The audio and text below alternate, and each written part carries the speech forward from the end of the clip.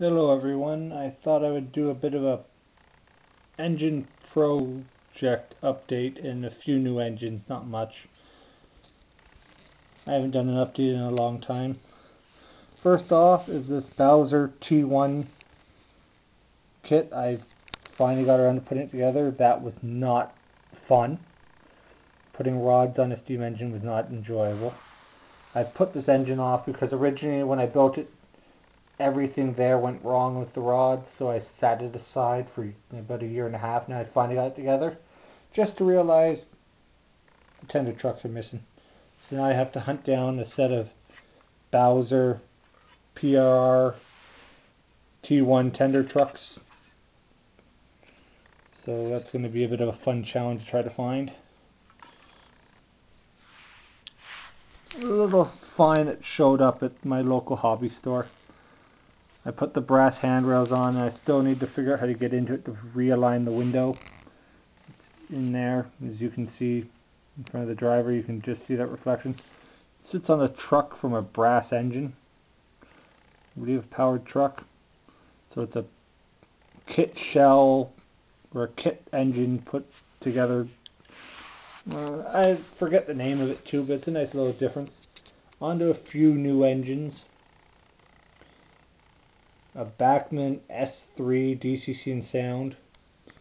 I originally bought a Atlas B&O one with DCC and sound, and a club member preferred the B&O over this Santa Fe, so we did a trade, and now we sort of both want to trade back in a way where I don't mind keeping this Santa Fe painted shell, but I prefer the sound that was in the Atlas, and he prefers the sound that's in this.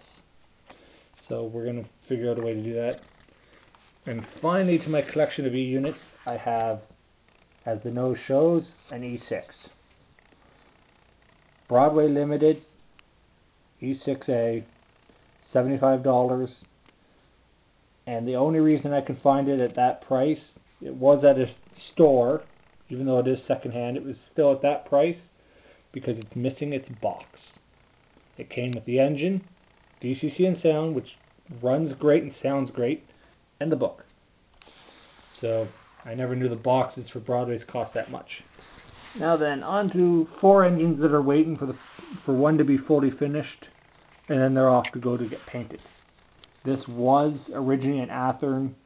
I think this was Norfolk Southern SD40-2 with a conventional cab. I had a friend redo the cab for me. He had some wide cabs, and then he got bored, so he put the sunshades, antenna, bell, grab irons, sand filler hatch, made the handrails for that, the horn, and all the lift rings on the roof, and then primed it all up, and also the ditch lights on the front, and the plow, and all the steps on the back, and single headlight piece. And the same friend redid this, or built this up for me. I have to make the handrails, as well as the next engine. This one's already sitting on a powered frame. I just need to build the handrails and get it all painted up. And unfortunately, soon after he did all the work on it for me, I broke the little antenna piece off. Luckily, I found brass ones at a store, but you can tell that it's been damaged because the primer's been broken off. But oh well, accidents happen. Next up, I finally have a GMD1 without buying a Rapido. And I'm not going to get into it. I think I've already had the discussion on YouTube of why I don't want to buy a Rapido one. Not 100% accurate, but I'm not a rivet counter, as the engine in the background will explain after. It's on a GP9 or 7 frame from Athearn. But accuracy has never been a huge thing for me, as this engine will clearly show. This is something I've had fun with putting together. It sits on, I think, an RS3 or an FA frame. GE wide cab. I made the side handrails. The steps came off a shell of a Jeep 20 I had kicking around. RS3 coolant vents, and I think that's the dynamic, I'm not 100% sure yet. And the long hood of an SW1200. Needs a motor. And finally, for the projects here, I have a few more I'm working on, but they're here, there, and everywhere. A CN Bachmann 484. This is from the Costco set they do. I don't know if it's every year or not, but I finally reclaimed this engine. Well, I can't say reclaim. This is not the original one I had. Mine went back to Bachmann, and Norfolk & Weston J-Class came instead. But as you can see, I've had to do, well, some of the work I've had to do and some I've chose to. Both of those I've chose to do. Steam generator and the mount for a bell. I just gotta get the bell to put in it. It needs a new whistle since the original was broken off, and I took the bell out of there. The one modification I'm gonna do is that whole front end. As you can see, it's missing under the coupler. I'm going to put a metal plow there in place for the fun of it. I know it's not accurate, I'm just going to do it for the fun. It was a nice find at work. Showed up at one of the stores with my employee discount. It ended up being $4, so I couldn't go wrong. And finally, the last new engine I'm going to show in this video. Broadway Limited Paragon 3 Rolling Thunder, which I don't even know if this engine really has it or not, since I don't have the system for it. Milwaukee Road S3 484. And as you can see, there's another Broadway engine on the side, which I'll explain why after. It's a great engine, and now, well, even though I'm not really modeling the Milwaukee, as everybody knows, it's 484, so plus it was birthday gift. Not fully. Part of the coverage of buying it was a birthday gift. And now the reason this J-Class, which everybody knows I already have, is here. Unlike the other 7 or so Broadways I own, these two I got straight from Broadway. This I ordered right after they released them. I think 2 years ago now. Straight from a hobby store, so it was brand new. That came straight from Broadway off their website. And as you can see in this box, I don't know if I mentioned earlier, there's the board. This is the original board from the tender. It fried, well, half. No sound, the engine works. That, the drivers were jamming in switches because they were out of sync, or not out of sync, out of gauge. So they were too wide, so I had to get them back into gauge, which was not easy. And the wires for the tender were not soldered on, so there was no electrical pickup from the tender to the engine. So when the engine hit a dead spot, it died. If the track was dirty, it died, and I got annoyed with that.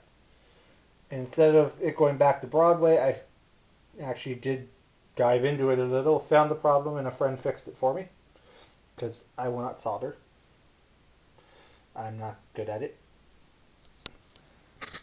And now I think I will also sort of explain why the absence on YouTube.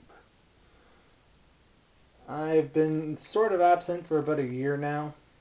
I think I've posted in the past year like maybe 4 or 5 videos on YouTube instead of my normal like 2 or 3 a week. I've been train watching quite frequently, almost 1 day a week for the past year. And I've caught many trains, and I haven't posted the videos because I've been in the process of debating what to do with my YouTube account in a way.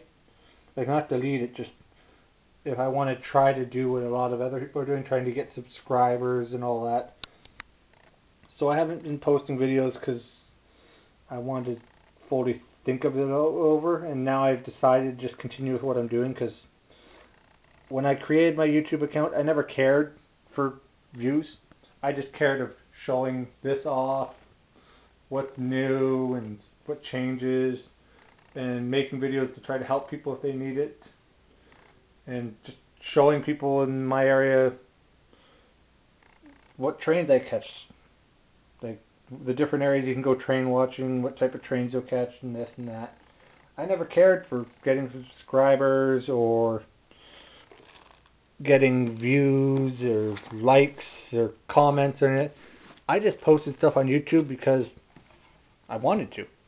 And I'm going to go back to that. I don't care about it bothers people that I'm just posting the same thing at the same location, freight trains, all that.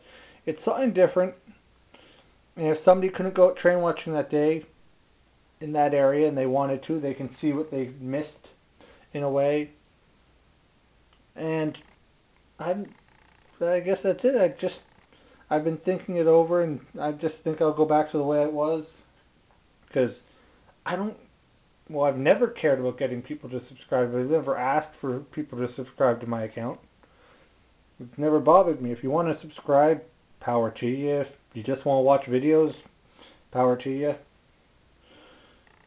If you like the videos, okay. If you want to watch, if I get views to them, okay. If I don't, okay. I don't want to get sort of suckered into those please subscribe if you like and this and that. My YouTube account, I guess, is the one that's way off in the background besides everyone else, where I don't care. I'm not trying to become popular with it. I'm not trying to get views with it. I'm not trying to get subscribers with it. So, I think that's about it, because I've tried making this video a few times already. It's almost like 2 in the evening, I think, or 2 in the morning. Each time I've tried making this video, my camera's cut out, so hopefully this one works. Well, and as I've always said, if you have any questions about anything, go ahead and ask. If you want help with anything, ask and I'll do my best to help. But other than that, enjoy your day, your evening, or whatever. Thank you. Bye.